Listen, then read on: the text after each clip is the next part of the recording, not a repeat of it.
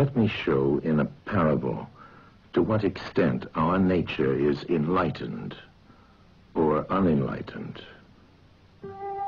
Envision human figures living in an underground cave with a long entrance across the whole width of the cave.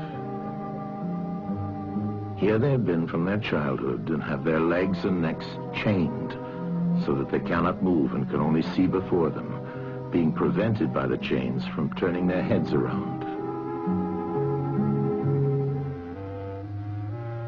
Above and behind them, a fire is blazing at a distance. They see only their own shadows, which the fire throws on the opposite wall of the cave. For how could they see anything but the shadows if they were never allowed to move their heads?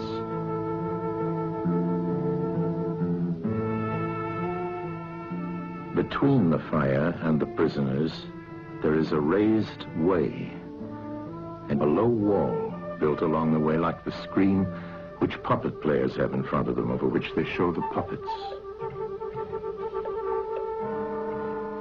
Do you see men passing along the wall, carrying all sorts of articles which they hold projected above the wall? Statues of men and animals made of wood and stone and various materials? Of the objects which are being carried in like manner, they would only see the shadows. And if they were able to converse with one another, would they not suppose that they were naming what was actually before them?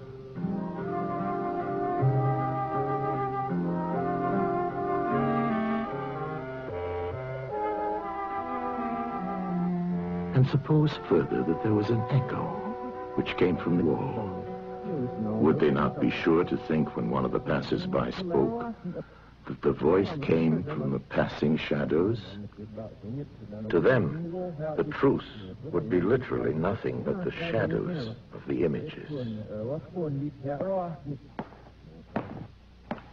And now look again and see what will naturally follow if one of the prisoners is released. At first, when he is liberated and compelled suddenly to stand up and turn his head round and look towards the light, all this would hurt him, and he would be much too dazzled to see distinctly those things whose shadows he had seen before. And then conceive someone saying to him that what he saw before was an illusion.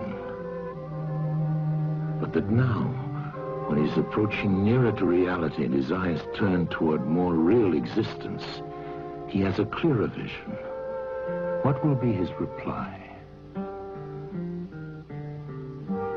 And you may further imagine that his instructor is pointing to the objects as they pass and requiring him to name them.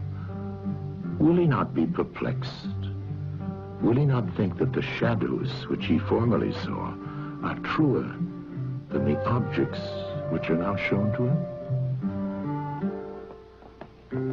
And suppose once more that he is reluctantly dragged up a steep and rugged ascent and held fast until he is forced into the presence of the sun himself. When he approaches the light, his eyes will be dazzled, and he will not be able to see anything at all of what are now called realities. He will require to grow accustomed to the sight of the upper world.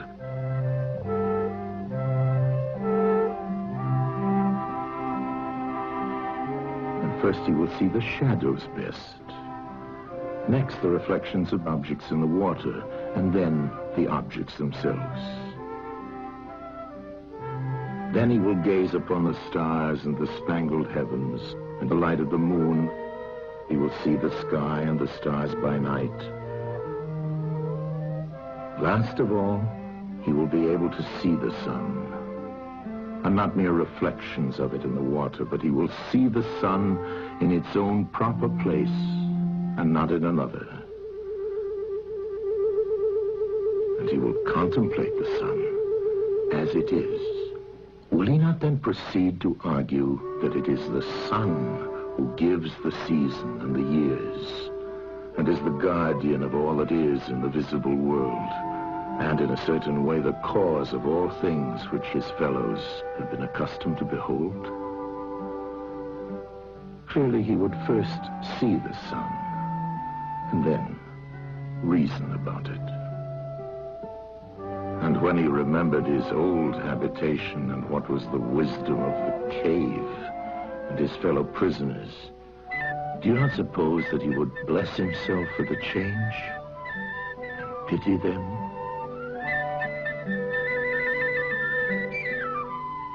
And if they were in the habit of conferring honors among themselves on those who were the quickest to observe the passing shadows, and to remark which of them went before and which followed after, and which were together and who were therefore best able to draw conclusions as to the future,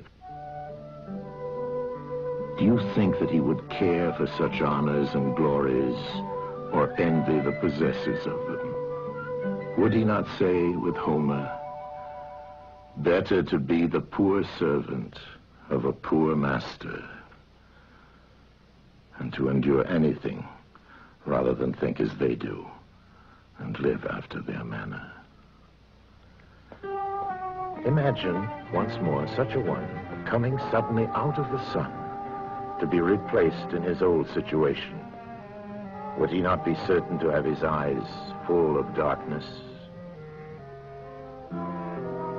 And if there were a contest of measuring the shadows, and he had to compete with the prisoners who had never moved out of the den, while his sight was still weak, and before his eyes had become steady, wouldn't they all laugh at him and say he had spoiled his eyesight by going up there, and that it was better not to even think of ascending?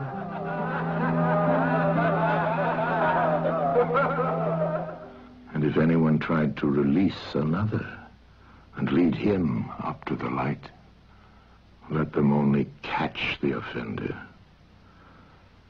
and they would put him to death.